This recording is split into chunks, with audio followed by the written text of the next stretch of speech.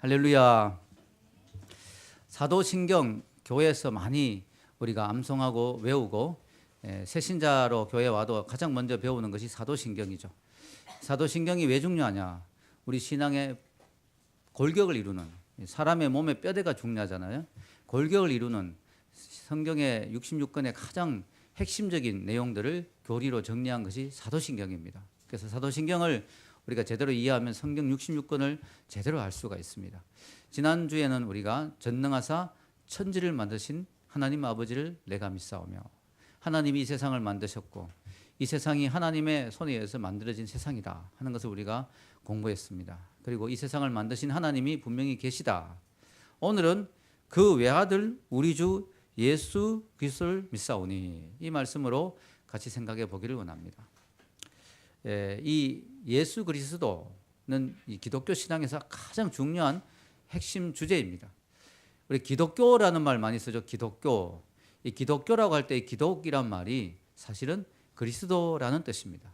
이 그리스도란 말이 크리스토스, 이 헬라어인데 이것이 이제 중국말로 이렇게 해서 한자로 할 때 기독이라는 단어로 이렇게 되는 것이죠. 그래서 기독교에서 기독을 빼버리면 남는 게 없죠. 그래서 우리 예수 그리스도가 바로 기독교의 핵심이고 가장 중요한 주제가 됩니다. 여러분도 알다시피 예수님이 인류 역사에 미친 영향은 엄청납니다. 믿는 사람이든 믿지 않는 사람이든 예수님의 영향력에서 벗어날 수가 없어요. 여러분, 예수님이 오심으로 역사가 새롭게 쓰여진 거 아시죠? 주전과 주후. 그래서 우리 지금 2016년이죠. 2016년. 이게 예수님의 탄생한 이후로 2016년이 지났다는 거죠. 그전에도 역사는 있었어요. 그러나 그때부터 역사를 새롭게 카운트하기 시작했습니다. 그래서 믿는 사람이든 믿지 않는 사람이든 자기 생년월일을 이야기할 때는 예수님의 탄생을 기준으로 전 세계 사람들이 전부 다 그렇게 하도록 엄청나게 큰 영향을 미친 분이죠. 예수님은 일생토록 단 하나의 병원도 설립하지 않았습니다. 그러나 그분의 이름으로 수많은 병자가 고침을 받았고 수많은 병원들이 세워졌습니다. 예수님은 평생 어떤 학위도 받지 않았습니다. 그러나 그분에 대하여 수많은 사람들이 연구하여 석사, 박사 학위 논문이 나왔고 그분의 이름으로 수없이 많은 학교들이 세워졌습니다. 예수님은 단 한 번도 왕권을 차지하고자 암투를 벌이거나 투쟁하신 적이 없습니다. 그러나 세상의 수많은 나라와 왕조들은 왔다가 사라지고 물러났지만, 그러나 예수님의 나라는 지금도 영원히 예수님의 통치가 있습니다. 하나님의 나라는 지금도 확장되고 있습니다. 수없이 많은 사람들의 위인들과 위대한 사람들의 이름이 잊혀졌지만 예수님의 이름은 지금도 수없이 많은 사람들이 높이고 찬양하고 그 이름으로 높이고 찬양하고 있습니다. 예수님을 안다는 것은 기독교 신앙에서 정말 중요한 것이죠. 예수님을 하나님의 아들로 제대로 알고 믿느냐, 그렇지 않느냐에 따라서 내가 참된 기독교인이냐 아니냐가 결정이 되고 나의 영원한 운명이 결정이 됩니다. 그래서 여러분, 사도신경을 보시면 사도신경의 절반 이상이 예수님에 관한 내용이 나옵니다. 오늘 말씀뿐만 아니라 뒤에도 계속 나오죠. 동정녀 탄생과 십자가와 부활까지 다 예수님에 관한 이야기. 사도신경의 절반 정도가 예수님을 다룰 정도로 예수님이 정말 중요합니다. 근데 예수님이 정말로 실존했던 분인가? 역사의 한 시점에 정말 오신 분이 맞는가? 그냥 전설의 고향에 나오는 그런 전설적인 인물이 아닌가? 여기에 대해서 궁금해하는 분이 많이 있는데요.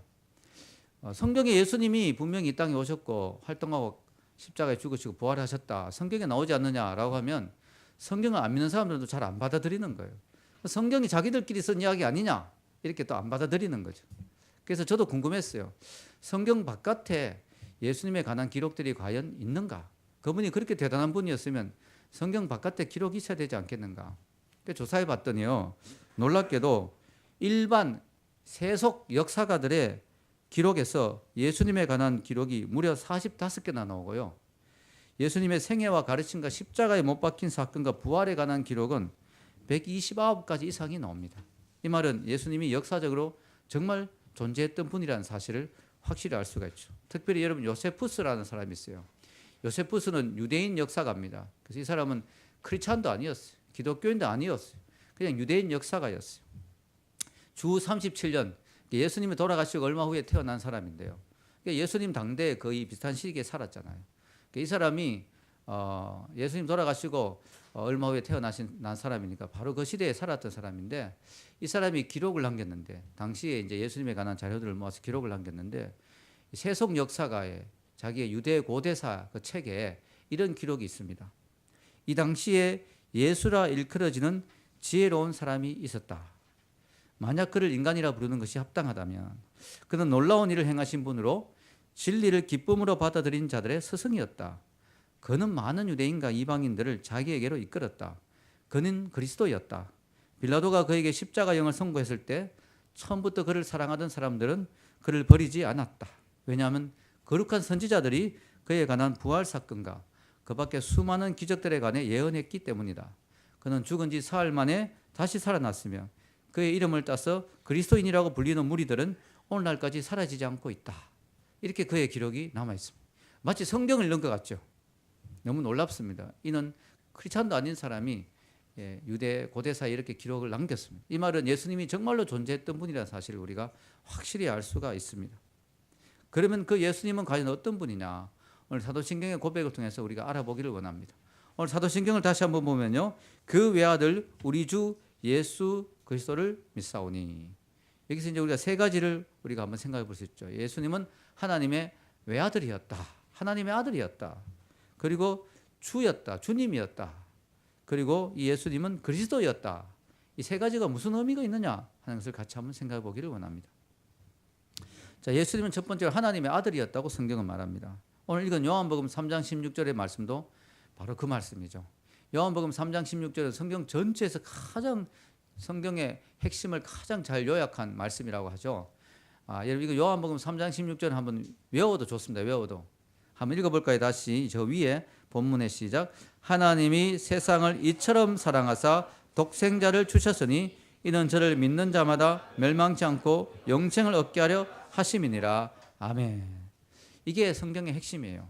이 말씀에 따르면 또 오늘 사도행전의 고백에 따르면 예수님은 하나님의 독생자였다. 하나님의 유일하신 아들이었다. 이 말 때문에 좀 오해가 있을 수 있어요. 여러분 아들, 독생자, 특히 생이랑은 태어난다는 거죠. 예수님이 홀로 태어나신 분이다. 그럼 예수님이 어느 시점에 이 땅에 이 세상에 존재하기 시작한 시점이 있는가? 그렇게 생각할 수 있죠. 우리가 잘 아는 크리스마스 12월 25일 예수님의 탄생을 기념하는 크리스마스. 크리스마스 때 해피 버스데이 지저스 이렇게 하죠. 예수님 생일 축하해요. 케이크 막 우리가 자르고 이런데 사실은 그 12월 25일 예수님의 탄생한 그 날은 정확한 그 날짜는 우리가 잘 모르지만 그 날은 예수님 이 땅에 인간의 육체로 오시기 시작한 날이지 육체로 이 지구를 방문한 날이지 예수님은 그전에부터 존재했다는 거죠. 그게 예수님이 하나님의 아들이란 말입니다. 하나님의 신성을 가지신 분, 하나님 자신인 분. 하나님의 아들이란 것은요, 하나님이 하나님 아버지가 있고 하나님 어머니가 있고 해서 하나님 아들이 태어났다 이런 게 아니에요. 그거보다는 관계를 말하는 거죠. 그분이 하나님과의 아들로서의 하나님 아버지와의 관계가 있다. 즉 예수님은 하나님의 아들이란 것은 바로 그분이 하나님이다 하는 걸 말하는 거죠. 그래서 예수님이 하나님의 아들이라는 것은 그분도 하나님이다 하는 걸 말하는 거예요. 하나님과 같은 하나님이다. 삼위일체 여러분 들어보셨죠? 성부, 성자, 성령. 하나님 아버지, 하나님의 아들 예수님, 하나님의 영이신 성령님. 이 세 분이 동일한 하나님입니다. 세 분으로 존재하지만 하나이신 하나님이다. 삼이지만 일체다. 하나이신 분이다. 이게 이제 삼일체거든요. 이게 이제 예수님이 하나님이시라는 의미죠. 예수님이 하나님의 아들이란 말이 바로 그런 것입니다. 본질에 있어서 하나님과 같은 분이다. 요즘은 사람들이 개를 너무 좋아하는 것 같아요. 너무 심하게 좋아하는 것 같아요. 그래가지고 어떤 사람은 개 보고 내 아이 뭐 이렇게 표현하잖아요. 우리 아기. 그리고 얼마 전에 제가 우연히 그 인터넷에서 잠깐 뭐 봤는데 어떤 엄마는 자기 집에 딸이 있는데 딸보다 개를 더 좋아하는 거예요. 딸이 너무 상처를 받아가지고 개가 딸 침대에 자고 있으면 애기 깬다. 너 저 구석에 가서 자라 이러고 이 정도로. 그리고 애기가 이제 그 아이가 개를 이렇게 쳐다보다 그 개가 그 아이 얼굴을 핥혔어요. 그러니까 개를 뭐라 해야 되는데 너가 조심해야지. 개가 핥히는 건 당연한 건데 알아서 연고 발라 이렇게 아이가 이제 많이 상처를 받는 그런 걸 제가 본 적이 있습니다. 그런데 여러분 중요한 건요. 아무리 내가 개를 좋아하고 우리 아기하고 아무리 끌안고 자더라도 내가 결혼해서 아이를 낳으면 개가 태어나지 않습니다. 아이가 태어납니다. 개한테서 무조건 개가 나오고요. 사람에게서 무조건 사람이 나와요. 왜냐하면 본질이 다르기 때문에 그렇습니다. 예수님이 하나님의 아들이란 말이 그런 의미입니다. 예수님이 바로 하나님과 본질이 같은 분이다.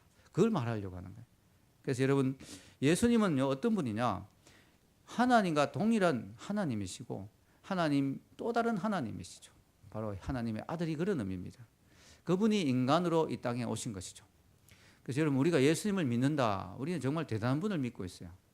요즘 믿다가 여러분 믿는 도끼의 발등 많이 찍혔죠. 요즘. 예. 믿었던 분들이 좀 황당한 분들이 많잖아요. 우리가 사람은 믿을 대상이 못 돼요. 그런데 우리 예수님은 우리 믿음의 대상인데요.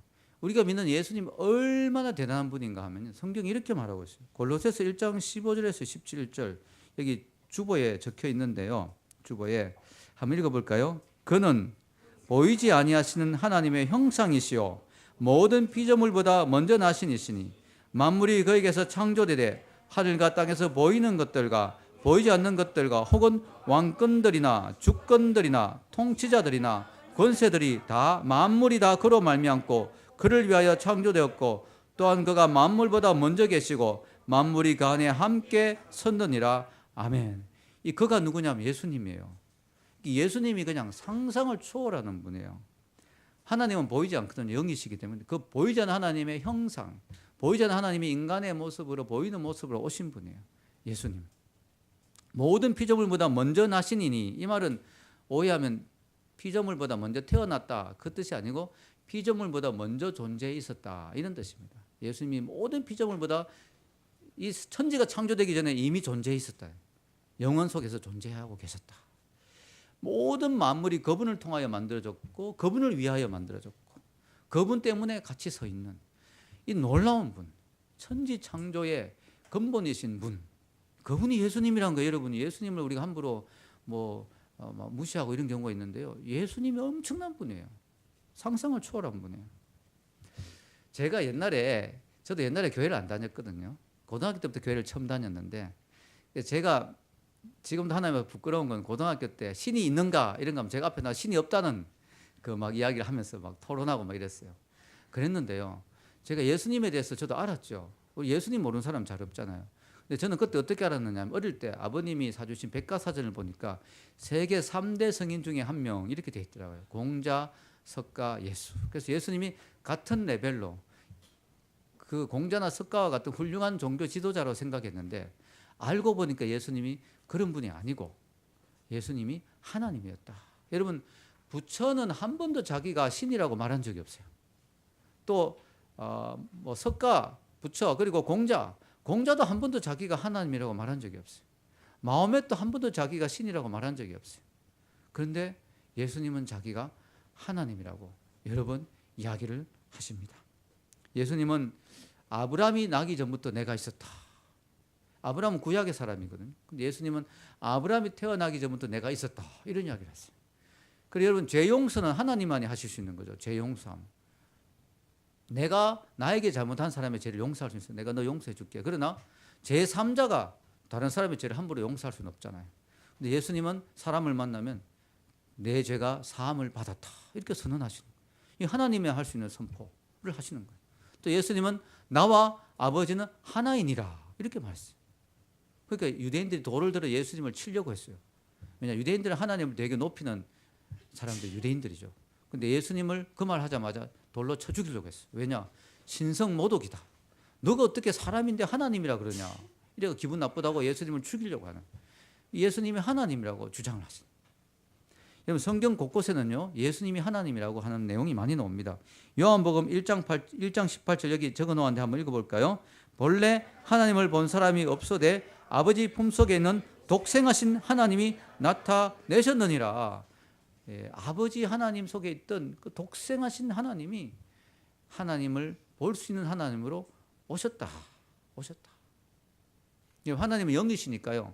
하나님이 우주 만물 모든 곳에 다 함께 계셔요. 다 어딘 곳에 하나님 없는 곳이 없어요. 근데요, 하나님 어디나 계시게 되면 또 하나님 만나기가 어려워요. 눈에 보이지 않기 때문에. 눈에 보이는 하나님으로 오신 분이 예수님이에요. 원래 그분이 영원 전부터 존재하며 하나님과 함께 계셨던 분이 육신이 되어서 이 땅에 와주신 거죠. 디도서 2장 13절 한번 읽어볼까요? 복스러운 소망과 우리의 크신 하나님 구주 예수 그리스도의 영광이 나타나심을 기다리게 하셨으니, 여기서 보면 구주 예수 그리스도 앞에 나오는 말이 뭐예요? 우리의 크신 하나님. 구주 예수 그리스도가 우리의 크신 하나님이라는 거예요. 예수님이 하나님이다. 구약에도 보면 예수님에 대해서 영존하신 아버지요 이렇게 표현합니다. 기묘라 모사라, 영존하신 아버지다. 예수님을 그렇게 표현합니다. 그래서 여러분, 예수님이 십자가에서 죽으셨잖아요. 근데 예수님이 왜 죽은지 아세요? 왜 십자가에 사람들이 예수님을 못 박아 죽인 줄 아세요? 유대인들이 로마의 손을 빌려서. 예수님이 사랑을 베풀고 선을 베풀었기 때문에 죽인 게 아니에요. 자기가 하나님이라고 말하고 다녔기 때문에 죽인 거예요. 어디 이렇게 인간이 감히 자기가 하나님이라고 하느냐. 신성모독으로 예수님을 죽인 거예요. 예수님이 하나님이라고 주장하셨어요. 이거 엄청난 이야기입니다. 이거 우리가 정말 깊이 생각해야 될 이야기입니다. 그분이 하나님이다. 어떤 사람은 예수님이 혹시 과대망상증, 자기가 하나님으로 그냥 착각한 거 아닌가? 그건 정신적으로 이상한 거죠, 그죠? 자기가 하나님. 근데 여러분, 예수님에 대해서 심리학적으로 연구한 분들이 많아요. 연구해 보니까 예수님만큼 정신이 또렷하고, 예수님만큼 말에 논리성이 있고 일관성이 있고, 예수님만큼 분명한 분이 없다는 거예요. 예수님은 사람들 사랑하면서도 그 사랑에 빠지지도 않아요. 사랑 때문에 막 그냥 황당하게 행동하지도 않고, 또 예수님은 열광하는 군중 속에 둘러싸여 있는데도 교만하지 않아요. 예수님은 힘든 삶을 살면서도 삶의 균형이 있어요. 자기가 무엇을 하며 어디로 가는지를 정확하게 알고 계셨어요. 당신은 중요한 존재로 취급받지 않는 여자와 아이들까지 품어주셨어요. 사람들을 무조건적으로 용납해주고 받아주시되 그들의 죄를 눈 감아주지는 않았어요. 각 사람의 독특한 상황과 필요에 따라 맞춰서 그들을 대하고, 그들을 위로하고, 그들을 치유하고. 예수님은 정말로 건강하고 정신이 온전한 분이고, 그 누구보다 정신적으로 건강한 분이었어요. 그분이 정신이 이상해서 자기가 하나님이라고 주장한 건 아니라는 거죠. 그럼 예수님이 사기치려고 하나님이라 했느냐? 자기가 하나님이 아닌가 알았지만 속이려고? 그것도 아니에요. 여러분, 예수님 만약에 사기꾼이면 2000년 동안 발각이 안 났겠습니까? 여러분, 요즘 좀 이상한 사람들 발각이 많이 나고 있죠. 예, 오래 못 갑니다. 누굴 속이고 이렇게 하면요, 깜짝 같을 것 같아도 오래 못 갑니다. 2000년 동안 얼마나 많은 사람들이 예수님을 연구한지 몰라요. 왜냐하면 예수님 역사의 중심에 있는 분이거든요, 지금도. 그래서 수많은 사람들이 예수가 정말 사기꾼은 아니었는가, 이상한 사람은 아니었는가, 수없이 많은 사람들이 예수님을 연구하고 조사하고 살펴보고 그랬지만, 예수님에 대해서는 아무도 그 사람 사기꾼이었다, 그 사람 정신적으로 이상한 사람이었다라고 말할 수 있는 사람은 아무도 없어요.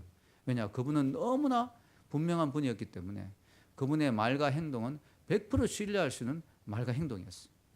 그래서 여러분, 예수님이 자기가 하나님이라는 주장, 이거는 분명히 믿을 수 있는 주장이에요. 왜냐하면 그분은 그렇게 말한 대로 살고 행동하고, 또 그 말을 증명하기 위해서 죽고 부활하셨기 때문에 우리는 예수님을 믿을 수가 있는 것이죠. 교회사의 연구를 해보면요, 교회의 역사를 이렇게 보면 예수님이 정말 하나님일까? 여기에 막 의문을 품은 사람들이 좀 있었어요. 여기 보면 제가 적어 놓았는데요, 아리우스라는 사람이 있었어요. 이름도 좀 아리송하게 생겼죠. 아리우스. 이 사람이 뭐라고 했느냐면은, 예수님이 사람보다 위대한 건 맞는데 하나님까지는 아닌 것 같다. 유사 본질론. 이게 본질적으로는 좀 하나님과 유사할 뿐이다. 똑같지는 않다. 근데 여러분, 그렇게 되면 예수님이 하나님 안 돼버리는 거거든요. 이렇게 주장을 했어요. 이 사람의 주장이 상당히 힘을 얻는 듯 했는데, 하나님의 은혜로 여기 적어 놓았죠. 아타나시우스라는 주교가 나타나가지고 이 사람이 강력하게 논리적으로 설명하면서, 이 예수님은 분명히 하나님과 동일한 분이다. 이게 이제 동일 본질론이죠. 예수님은 하나님과 동일하신 분이다. 본질적으로 똑같은 분이다. 하나님 자체다. 이렇게 이야기하는 그 주장이 결국은 통과됐어요. 그래가지고 이게 그 이후에 교회 사도신경으로 그 이후에 1500년 동안 계속해서 고백되어져 왔죠. 하나님 은혜죠. 그래서 삼위일체가 성립이 된 거죠. 여러분, 예수님은 사람보다 좀 위대하지만 그러나 하나님은 아니다 이게 아니에요. 예수님은 사람이었지만 동시에 하나님이었다. 여러분 예수님은요 100% 하나님 100% 인간이었다. 인간으로도 100% 완전한 인간이었어요. 헛개비가 온 게 아니에요. 하나님이 그냥 유령처럼 온 게 아니에요. 진짜 살과 뼈와 피가 있는, 그리고 굶주리면 배고파셨고 너무 피곤하면 배에 기대 주무시고 너무 슬플 때 눈물도 흘리시는 우리와 똑같은 몸을 가지신 똑같은 인간이었어요. 살과 뼈와 피가 있는. 그리고 동시에 그분은 완전한 하나님이셨어요. 그래서 예수님은 죄가 없는 분이에요. 동정녀 탄생, 남자의 몸을 통하지 않고 태어나셨어요. 그래서 완전히 하나님이셨어요. 그래서 여러분 예수님은 100% 인간 100% 하나님이에요. 성경이 이렇게 말하고 있죠. 빌립보서 2장 5절에서 8절 읽겠습니다. 너희 안에 이 마음을 품으라. 곧 그리스도 예수의 마음이니 그는 근본 하나님의 본체시나 하나님과 동등됨을 취할 것으로 여기지 아니하시고 오히려 자기를 비워 종의 형체를 가지사 사람들과 같이 되셨고 사람의 모양으로 나타나사 자기를 낮추시고 죽기까지 복종하셨으니 곧 십자가에 죽으심이라. 아멘. 예수 그리스도는 어떤 분이냐? 근본 하나님의 본체다. 하나님과 동일한 분이다. 하나님과 똑같은 분이다. 그런데 그분이 하나님과 똑같이 영광 가운데 있어도 되지만 하나님과 동등됨을 취할 것으로 여기지 아니하시고 오히려 자기를 비워 종의 형체로 인간의 모습으로 오셨다는, 인간으로 와주셨다는 거죠. 왜냐? 하나님의 그 뜻에 순종하기 위해서 죽기까지 순종했다. 아담이 하나님께 순종하지 않아서 우리가 다 죄인이 됐거든요. 근데 예수님이 두 번째 아담으로 오셔가지고 죽기까지 순종해서 우리에게 의가 되신 거예요. 예수님의 의를 우리에게 줄 수가 있게 된 거죠. 십자가에 죽으심이라. 예수님이 100% 하나님, 100% 인간. 100% 인간이 아니면 우리 죄를 대신할 수가 없죠. 인간의 죄를 대신하려면 인간이어야 되잖아요. 100% 하나님이 아니면 인간의 죄를 대신해가 죽어도 자기 죄로 죽은 거예요. 왜? 인간은 죄가 다 있으니까. 죄가 하나도 없어야 우리 죄를 대신할 수 있거든요. 그래서 100% 인간, 100% 하나님이세요. 믿습니까? 아멘입니다. 이걸 믿어야 됩니다. 이걸 안 믿으면 이단이 되는 거죠. 그리고 구원에 이르지 못하게 되는 거죠. 두 번째는 예수님이 하나님의 아들이면서 동시에 뭐예요? 주님이시다. 영어로 the Lord, 주님이시다. 이 주님이란 뜻은 주인님이란 뜻이에요. 주인님. 예수님이 내 인생의 주인이시다라는 고백이에요. 오늘 사도신경 고백이 그 외아들 우리 주 예수 그리스도를 믿사오니, 예수님이 구주일 뿐만 아니라 세이비얼, 구주일 뿐만 아니라 롤드, 주님이시다, 주인님이시다, 주인이시다고 분명히 말하고 있습니다. 여러분 로마서 10장 9절 한번 읽어볼까요? 시작. 내가 만일 내 입으로 예수를 주로 시인하며 또 하나님께서 그를 죽은 자 가운데 살리신 것을 내 마음에 믿으면 구원을 받으리라. 아멘. 여러분 구원이 얼마나 쉽습니까? 예수님을 마음에 믿고 그분이 내 주님이라고 인정하면 구원을 받는다는 거예요. 여러분 이 귀한 구원을 이렇게 쉽게 받을 수 있는 길을 하나님 만들어 놓았어요. 여러분 63빌딩을 여러분이 만약에 걸어 올라간다고 생각해 보세요. 얼마나 힘들겠어요. 그런데 여러분 쉽게 올라가죠. 왜 올라갈까요? 엘리베이터를 누가 만들어 놨으니까. 여러분 우리가 천국을 우리가 공로를 쌓고 선행을 하고 도를 닦고 노력해서 천국 가려면 얼마나 힘들겠어요. 불가능합니다. 근데 우리가 천국을 왜 그렇게 쉽게 갈 수 있어요? 예수님이 천국 가는 엘리베이터를 만들어 놓았어요. 예수님이 우리를 위해 죽으셔서 천국 갈 수 있는 길을 만들어 놓으셨어요. 그래서 예수님을 내 마음에 믿고 입으로 주님이라고 시인하고 인정하면 구원을 얻는다. 할렐루야. 얼마나 감사합니까? 공짜예요, 공짜. 근데 공짜니까 사람들이 귀한 줄을 몰라요. 하나님이 공짜로 우리에게 주셨지만 값은 엄청난 값을 치렀어요. 예수님의 피값을 치렀어요. 여러분 이 구원을 우리에게 주시기 위해서 예수님이 죽어주신 거죠. 여러분 예수님을 주님으로 믿는 것은 내 인생의 주인으로 인정한다는 거죠. 여러분 예수님이 나를 만드신 분이에요. 예수님을 통하여 만물이 만들어졌다 했잖아요. 예수님이 나의 인생의 주인이 될 만한 자격이 있는 분이에요. 여러분 우리가 예배 시간에 사도신경을 아무 생각 없이 고백한 경우가 많습니다. 막 그냥 장남짓하게 그 외아들 우리 주 예수 그리스도를 믿사오니 아무 생각 없이 하는데요. 초대교회 교인들은요 예수님을 주님이라고 고백하는 그것 때문에 목숨을 걸었어요. 이 초대교회 때 뭐가 문제였냐면 로마가 다스렸잖아요. 유대인을. 로마의 황제들은요 그냥 황제가 아니에요. 자기를 신적인 존재로 높이기를 원하죠. 그러다 보니까요, 자기를 뭐라고 고백하게 사람들에게 만들었냐면 가이사, 이 로마 황제는 주님이시다, 여러분의 나의 주인이시다라고 고백하게만 그렇게 만드는 거예요. 그래서 로마는요, 종교들에 대해서 좀 관용을 많이 베풀었습니다. 왜냐하면 로마가 나라가 크고 여러 종교들이 많기 때문에 그 종교들 하나하나 탄압하면 나라가 막 시끄러워지거든요. 그래서 웬만하면 종교들 다 품어줬어요. 너희들 종교 열심히 잘 믿어라. 괜찮아, 괜찮아. 다 품어줬는데 로마가 용납할 수 없는 게 딱 하나 있었어요. 그게 뭐냐면 로마의 황제, 그분이 주님이시다라는 고백을 거부하는 사람. 그는 반역죄로 처단하는. 이게 너무너무 심각한 거예요. 주님이란 말이 헬라어로 퀴리오스인데, 퀴리오스. 이 초대교회 교인들은요, 어떻게 생각하냐면은 우리 인생의 주인은 오직 한 분이다. 예수님. 로마의 황제가 내 인생의 주인이 될 수 없다. 왜냐하면 주인이 두 분일 수가 없잖아요. 내 인생의 주인은 한 분이다. 그래서 로마의 이 그리스도인이 잡혔을 때 너의 인생의 주인이 누구냐? 로마 가이사르는 주님이시다라고 하라. 그거 거부하는 거예요.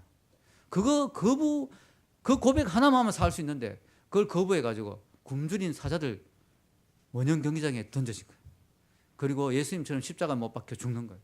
그래도 그들은 죽기까지 순교하면서 수없이 많은 그리스도인들이 죽음의 자리에서도 예수님을 주님이라고 고백하고 그 고백을 취소하지 않고 그렇게 생명을 바쳤어요. 우리가 예수님이 주님이다라고 하는 고백은요, 엄청난 고백입니다. 여기는 엄청난 의미가 있는 고백입니다. 여러분은 예수님을 여러분의 주님으로 인정합니까? 예수님을 믿고 구원받은 거, 구세주로 믿는 걸로 부족해요. 그분을 나의 구주와 주님으로 인정해야 돼요. 많은 사람들이 예수님을 구세주로 믿어서 천국은 가는데 주님으로 인정하지 않은 삶에서 예수님의 다스림과 함께 하심을 경험하지 못하고 삶에서 예수님의 인도하심을 경험하지 못한 경우가 참 많습니다. 예수님을 주님으로만 인정할 뿐이 아니라 예수님을 참 구주로만 인정할 뿐만 아니라 주님으로 인정해야 될 줄로 믿습니다. 예수님을 주님으로 인정하는 건 이런 거예요. 아주 쉬운 비유를 들면 여러분 자동차를 몰잖아요. 여러분 인생이 자동차라고 생각하면은 지금까지 인생의 핸들을 내가 잡고 왔어요. 내가 열심히 몰고 왔는데 이제는 주님이다. 예수님이 내 인생의 주인이다. 이 말은 뭐냐면 주님이 자동차 핸들을 잡으시는 거예요. 나는 조수석에 앉는 거예요. 조수석. 예수님 이제부터 내 인생을 책임져 주세요. 내 인생을 이끌어 주세요. 이제 주님이 원하시는 삶을 살겠습니다.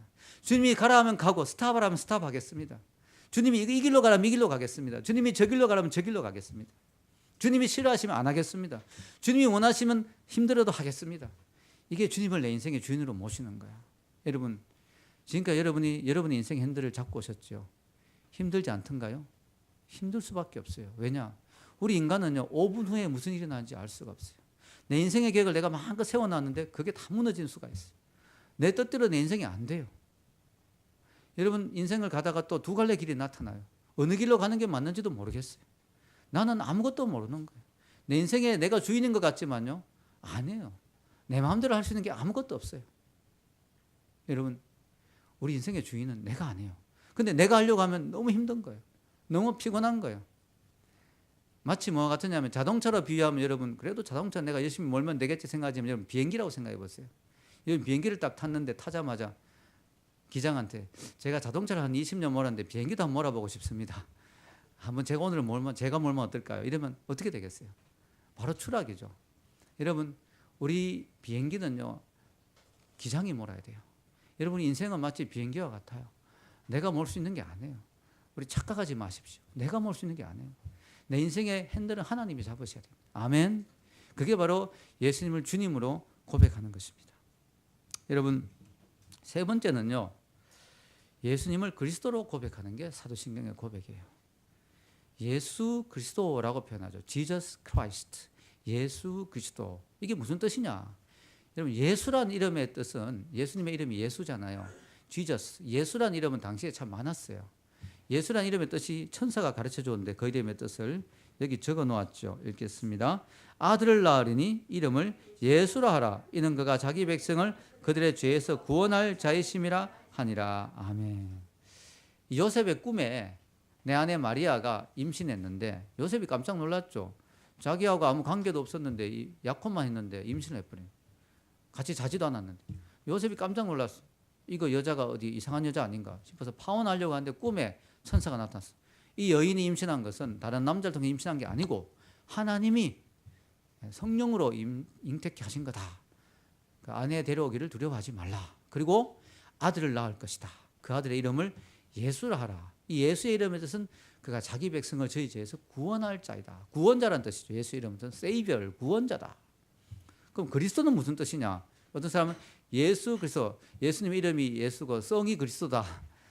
라원기 하듯이 그렇게 아니에요. 그리스도는 성이 아니고 직분이에요. 직분. 마치 라원기 목사님 할 때 그 목사님이라는 게 이름이 아니고 직분이죠. 그것처럼 그리스도이신 예수. 이 그리스도라는 뜻은 헬라어인데요. 크리스토스. 이 히브리어로 메시아라는 게 히브리어입니다. 히브리어로 메시아가 번역하면 그리스도라는 뜻이 되는 거죠. 메시아는 어떤 분이냐면 기름 부음 받은 자, 하나님이 특별한 일을 위해서 기름 부어 세운 자, 이게 메시아라는 뜻이에요. 여러분 구약에 보면 하나님이 특별한 사람들에게 기름을 부어서 세웠는데요. 세 종류의 사람들이었죠. 선지자, 제사장, 왕. 이 세 종류의 사람에게는 하나님이 그냥 안 세웠어요.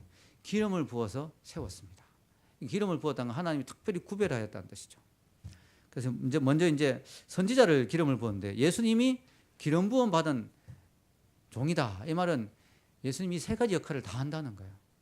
선지자의 역할을 했어요. 선지자가 하는 일은 하나님이 하시고자 하는 말씀을 대언해주는, 대신 이야기해주는 그 역할을 했어요. 근데 예수님이 하나님의 말씀인데 그분이 이 땅에 육신으로 오셨다고 성경은 말합니다. 요한복음 1장 14절 읽겠습니다.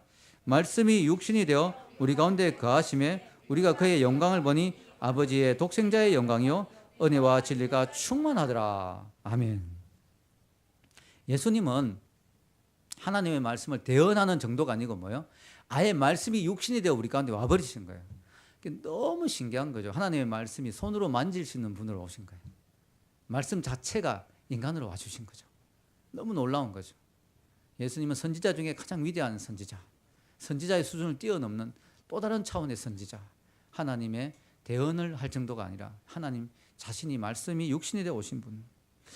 구약의 제사장도 기름 부음 받아 세웠는데요. 제사장이 하는 일은 뭐냐면 중간의 중보의 역할, 중간의 역할, 하나님과 인간 사이를 연결해 주는 역할. 하나님은 너무나 거룩한 분이기 때문에 죄를 용납할 수가 없어요. 그래서 인간이 바로 하나님 앞에 나오면 바로 죽어요. 그래서 제사장이 인간의 죄를 위해서 동물의 머리에 안수하고 그 죄를 대신 동물에게 지워서 피 흘려 제사해서 하나님의 인간과 하나님과의 길을 만드는 거죠. 하나님 인간하고 교통할 수 있도록. 그거 하는 게 제사장이거든요. 근데 예수님이 제사장이었다. 어떤 제사장이냐? 보통 제사장하고 차원이 다른 제사장이죠. 히브리서 9장 11절 12절 읽겠습니다. 그리스도께서는 장래 좋은 일에 대제사장을 오사 손으로 짓지 아니한 것 곧 이 창조에 속하지 아니한 더 크고 온전한 장막으로 말미암아 염소와 송아지의 피로 하지 아니하고 오직 자기의 피로 영원한 속죄를 이루사 단번에 성소에 들어가셨느니라. 아멘. 이 성소에서 양과 송아지 이런 걸 잡았는데 예수님은 하늘 성소에 하늘 지성소에 바로 자기를 제물로 드려버린 거예요. 구약의 제사장 치고 자기를 제물로 드린 제사장이 없어요. 그럼 제사장 중에 구약에 뭐 제단에 누워가 나 찌르십시오 이런 사람 없었잖아요. 나 죽이십시오 이런 사람 없었잖아요. 예수님은 자기를 바친 제사장. 구약의 제사장은 자기를 바치지 않았죠. 바쳐도 아무 의미가 없어요. 왜냐하면 죄가 없는 제사장이 아니기 때문에 죄가 하나도 없어야 대신 제물이 될 수 있는데 안 되거든요. 예수님은 죄가 없는 분인데 이 땅에 오셔가지고 자기를 제물로 드린 거예요. 놀라운 제사장이죠. 그래서 그때부터 이제 제사가 끝난 거예요. 제사가 끝난 거예요. 더 이상 제사가 필요 없게 된 거예요. 그러니까 여러분 구약의 이스라엘 백성들은 제사를 했지만 우리 예배 시간에 제사 안 하잖아요. 동물 피 안 흘리잖아요. 왜냐? 더 이상 제사가 필요 없어요. 한 번으로 영원한 제사. 한 번으로 제사가 완성돼 버렸어요. 놀라운 제사장이에요. 이 일을 하기 위해서 예수님이 메시아로 오신 거예요. 기름 부어 세우신 거예요. 하나님. 그리고 마지막으로 왕. 구약의 왕들이 있는데 이 왕들은 그냥 세워지는 게 아니라 선지자들이 가서 기름 부어주면 왕으로 세워져요. 근데 문제는 뭐냐? 한 번도 완전한 왕이 없었다는 거예요. 왕 중에 가장 위대한 왕이 다윗 왕이었어요. 근데 다윗조차도 실수를 했어요. 다윗조차도 노년에 또 말년에 잘못을 했어요. 여러분 완전한 왕이 없더라는 거예요. 요즘 우리가 그걸 경험하잖아요. 저분은 그래도 완전한 것 같았는데 완전한 왕이 없어요. 지금 또 누가 막 자기가 대통령 되겠다고 지금도 막 나서지만요, 다 문제가 많아요. 찍고 싶은 사람은 솔직히 없어요. 제 자신을 찍고 싶다니까요. 그런데 저도 완전하지 못해요. 이 세상에는 완전한 왕이 없어요. 안타까운 것은요, 미국에도 보니까 대통령으로 나온 사람들 확실한 사람이 별로 없더라고요. 찍고 싶은 사람이 별로 없는 것 같아요. 여러분, 이 세상의 왕은 완전하지 못했어요. 아무도. 근데 예수님이 어떤 왕이냐? 완전한 왕. 그분이 다스리면 아무 문제가 없는, 그분은 아무리 파고 캐고 뒤집어 봐도 아무 어두운 구석이 없는, 아무 비리나 문제가 없는 완전한 왕, 깨끗한 왕, 완벽한 왕, 영원히 다스리는 왕. 다른 왕들은 일어섰다가 왕조가 바뀌고 왕이 바뀌고 하지만 예수님은 2000년 동안 지금도 계속 다스리고 계시고 나중에 이 세상을 완전히 통치하기 위해서 다시 오실 거예요. 그 예수님, 하나님의 나라 이 땅에 임하는 그 완전한 왕, 그 왕이 바로 예수님이다. 그 왕으로 예수님을 구별해 하나님이 세우셨다. 아멘. 성경에는 예수님의 왕권에 대해서 이렇게 이야기하죠. 자, 여기 보면은 성경의 구절이 빌립보서 2장 9절에 10절 읽겠습니다. 이름으로 하나님이 그를 지극히 높여 모든 이름 위에 뛰어난 이름을 주사 하늘에 있는 자들과 땅에 있는 자들과 땅 아래에 있는 자들로 모든 무릎을 예수의 이름에 꿇게 하시고, 이 일이 앞으로 일어날 겁니다. 여기 앞에 있는 말씀, 이 말씀 앞에 있는 말씀이 바로 그거죠.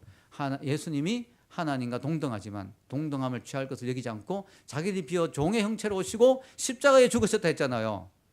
그 예수님의 희생과 헌신을 하나님이 귀하게 보시고 예수님을 높여주는데 어디까지 높였냐? 모든 만물 위에 뛰어난 왕으로 앞으로 높였어. 모든 이름이 예수님 앞에 무릎 꿇고 그 이름이 예수님의 이름을 왕으로 인정하게 되는 그날이 올 거라는 거야. 지금은 아직까지도 모든 사람들이 예수님을 왕으로 인정 안 해요. 여러분 지금 앉아있는 분들은 예수님을 왕으로 인정하기 때문에 여기 오신 분들이에요. 아멘. 그러나 모든 사람이 예수님을 왕으로 인정하는 건 아니에요. 지금 예수님을 사람들은 어떻게 보냐면 십자가에 못 박혀 죽은 그분으로만 보고 있어요. 비참하게 십자가에 죽은 유대인의 목수 그 사람 정도로만 보고 있어요. 그러나 하나님은 때가 되면 예수님을 모든 이름 위에 뛰어난 이름으로 높여주시고 지금도 사실 높이고 계시죠. 지금 예수님의 이름으로 얼마나 많은 찬양이 나오고 있습니까? 예수 이름 높이세요. 예수 이름 찬양. 예수 우리 왕이요. 얼마나 지금도 높이고 있어요. 그러나 아직까지도 높이지 않는 사람도 있어요. 그러나 예수님이 오시면 그 분 앞에 다 무릎 꿇을 수밖에 없어요. 왜냐하면 예수님이 재림에서 오신다고 생각해 보세요. 누가 그 앞에서 당신이 무슨 왕입니까? 이렇게 말할 사람이 누가 있겠어요? 다 무릎 꿇어야 돼요. 어떤 사람은 천국에서 무릎 꿇고 어떤 사람은 지옥에서 무릎 꿇겠죠. 여러분, 예수님은 왕이십니다. 아멘. 예수님이 메시아다, 그리스도란 말에는 그런 깊은 의미가 있어요. 하나님이 우리의 인류의 모든 문제를 해결하기 위해서 구약의 모든 왕과 제사장과 선지자를 합친 것보다 더 위대한 그분으로 기름 부어, 이때는 성령의 기름을 의미합니다. 성령으로 기름 부어 세우신 왕, 메시아, 선지자 왕, 바로 그 역할을 하는 분, 제사장 역할을 하는 분, 바로 그분이라는 거죠. 여러분, 예수님이 메시아인 그분인 걸 어떻게 알 수 있느냐? 그분의 삶, 말, 기적, 부활 이런 게 다 증거입니다. 또 하나의 증거는 하나님이에요. 그냥 덮어놓고 믿으라고 우리에게 요구하지 않아요. 구약을 이미 주셨잖아요. 예수님이 오시기 전에. 그리고 구약에서 300가지가 넘는 예언을 주셨어요. 너무 놀라운 게 성경은요, 놀라운 책인 게 예언이 그대로 이루어지는 책이에요. 다른 경전은요, 다른 경전에 뭐 석가나 마호멧이 오기 전에 어떤 모습으로 어떻게 올 거라고 예언되어 있는 경전이 없어요. 내용이 없어요. 그런데 구약은요, 메시아가 앞으로 오는데 너희들이 놓치면 안 된다, 못 알아보면 안 되니까 확실하게 내가 300가지를 하나님이 구약에 주셨어요. 너무너무 놀라워요. 이 300가지는 모호한 동방에서 귀인이 올 것이다 이런 식이 아니에요. 예수님이 남자일지 여자일지 메시아가 아들을 낳으리니, 이 아들을 동정녀 탄생, 아들을 동정녀에서 태어나고 아들이란 것도 다 이사야서 예언되어 있어요.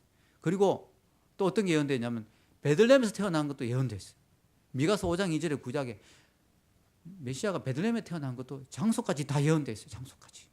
그리고 그분이요, 어떻게 살다 어떻게 죽는 것까지 다 예언되어 있어요. 나귀를 타고 들어가고 그다음 은삼십에 팔린다는 것도 예언되어 있어요.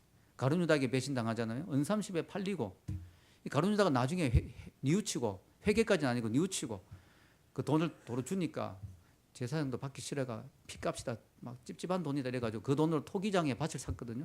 근데 거기 구약에 다 예언돼 있어요. 그리고요 십자가 못 박혀 죽을 것도 다 예언돼 있고, 옷을 제비 뽑는 것도 예언돼 있고, 강도와 함께 죽는 것도 예언돼 있고, 부자의 묘실이 묻힌 것도 다 예언돼 있고, 불이 부활까지 재림까지 다 예언돼 있어요. 300가가 넘는 예언이 그대로 이루어졌다는 거예요.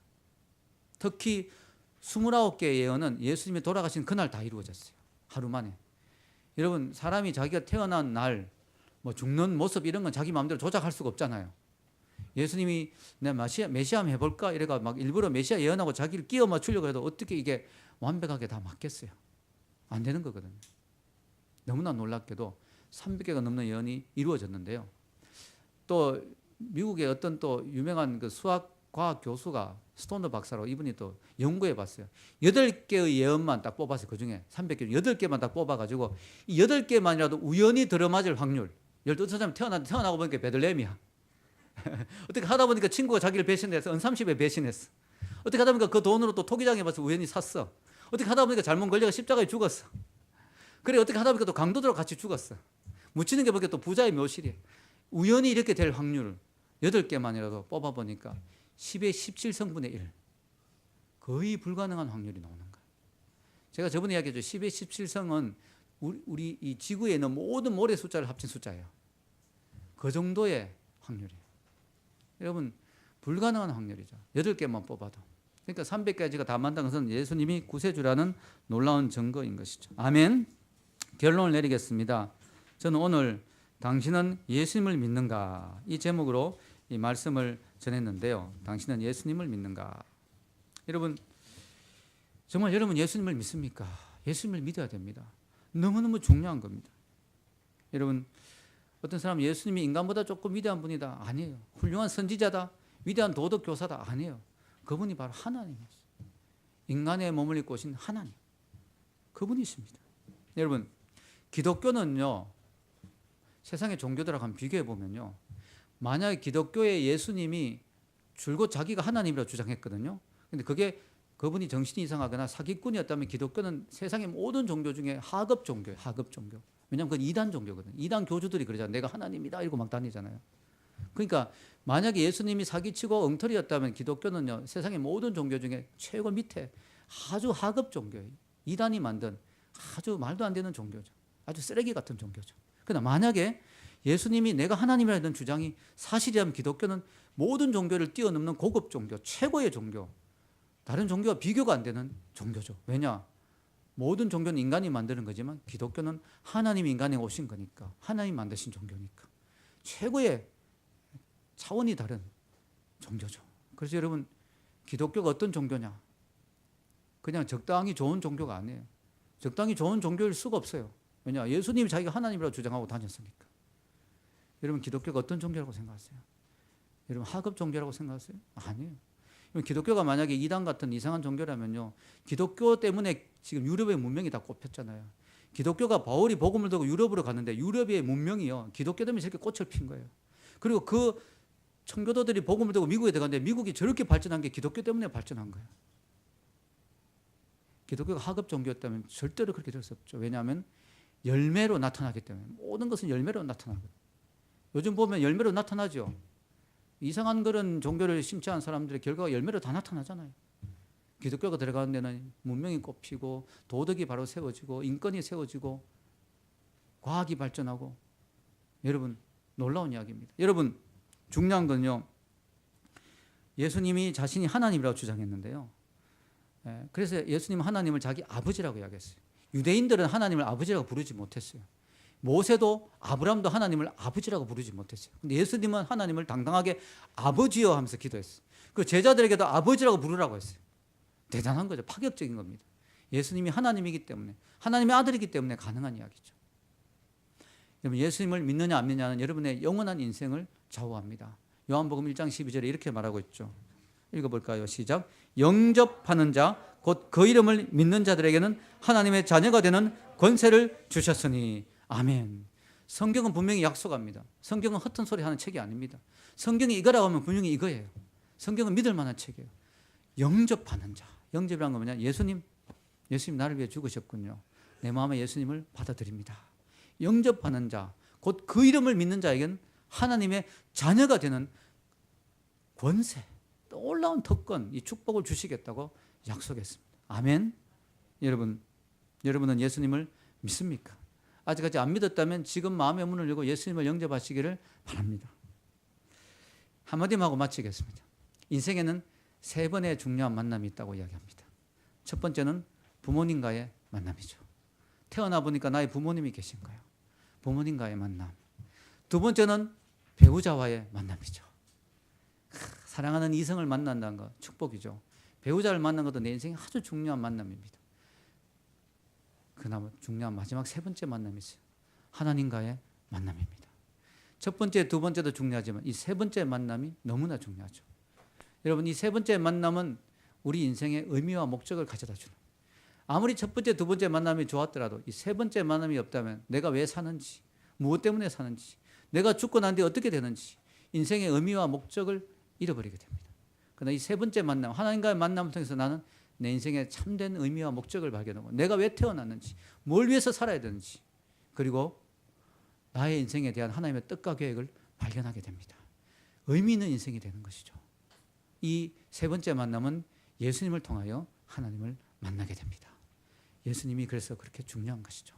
이 시간 오늘 말씀을 듣는 여러분들 모두가 아직까지 예수님을 내 마음에 믿지 않았던 분들이 있다면 내 마음의 문을 열고 예수님을 나의 구주, 나의 주님으로 인정해서 예수님과 함께 영생을 누리고 천국에 하나님의 자녀된 축복이 있기를 주의 이름으로 축원합니다.